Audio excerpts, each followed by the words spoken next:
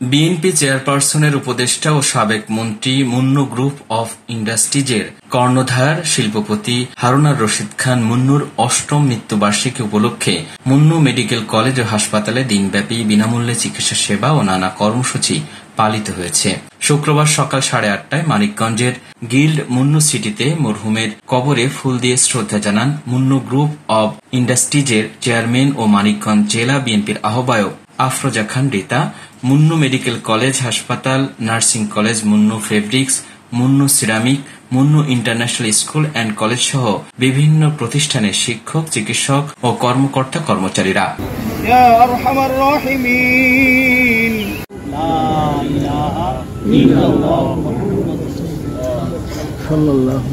এ সময় জেলা বিএনপি, যুবদল, ছাত্রদল, স্বেচ্ছাসেবক দল সহ সহযোগী সংগঠনের নেতৃবৃন্দ উপস্থিত ছিলেন।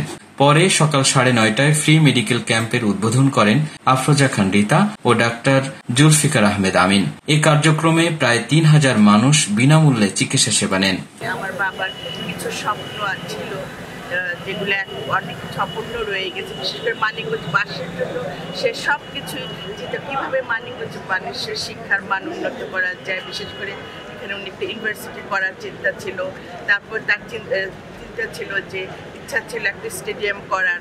স্টেডিয়াম করলে কি হবে, যে তরুণ প্রজন্ম যে আছে তারা একটা খেলাধুলার মধ্যে থাকবে, তাদের মনের উন্নতি হবে, কোনো খারাপ কাজের সাথে তারা জড়িত হবে না। এইসব চিন্তাই কিন্তু সে মানুষের কল্যাণের জন্য করেছে।